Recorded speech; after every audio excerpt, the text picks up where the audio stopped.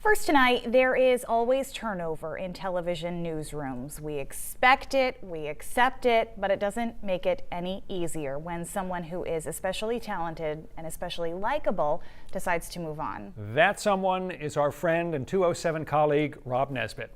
He grew up in Hodgdon, a small town south of Houlton in Aroostook County, and has worked for News Center since 2012. And it's not just in southern Maine where the driving is a little bit tough. Things are beginning to get tricky in the Bangor area as well. News Center's Rob Nesbitt has more on that. Good afternoon, Rob. Good afternoon, Sharon. That's right. Though this storm has only dropped a few inches in the Bangor area, it's causing a lot of problems with drivers. Police say that their scanners have been going non-stop with reports of vehicles off the road up and down Interstate 95. The community of Belfast was the only town in Maine this year to receive grant money from the revitalization project. It's hoping to use that money to better link its downtown area with its surrounding parks. If Kabang had been approved for their campsite here in Hamden in this field behind me, as many as 1,900 campers were expected to stay here, and that number concerned several area businesses. Remember that?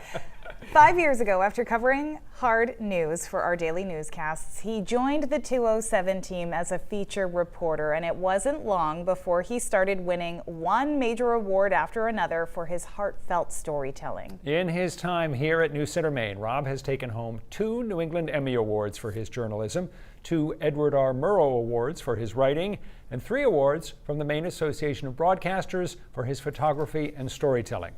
Now, what makes these honors even more impressive is that while we often have a photographer and reporter working together on stories, Rob shoots and writes and edits all by himself. Yeah, and he has a gift for the emotional, like when he told the story of a 6-year-old who had already been through a lot in his life. This is Kellen Tilton. He'd become a St. Baldrick's Foundation ambassador, sharing his experience with childhood cancer.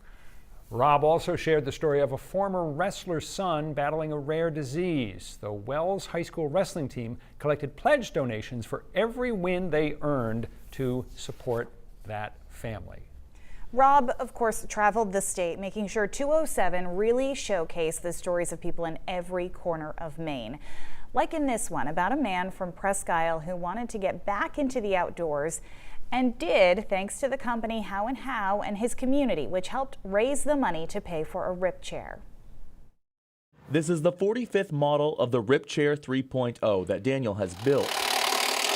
Every single one comes with handicapped accessibility in mind.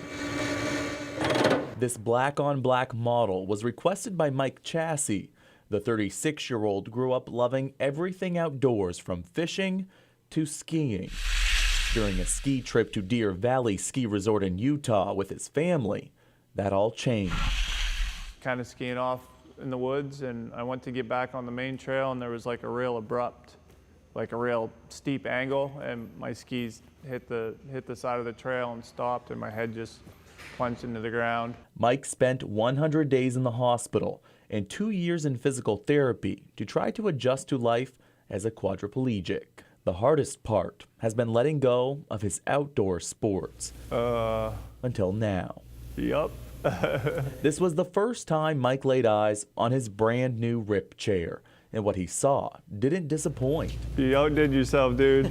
It's exactly what he wanted and hoped for. Oh, I'm so excited for this thing. Just a piece of that story that helped win him one of those many awards. And Rob's going to join us later on in the show so we can continue to shower him with compliments and thoroughly embarrass him. Yes, we'll definitely be doing the latter, so stick around for that.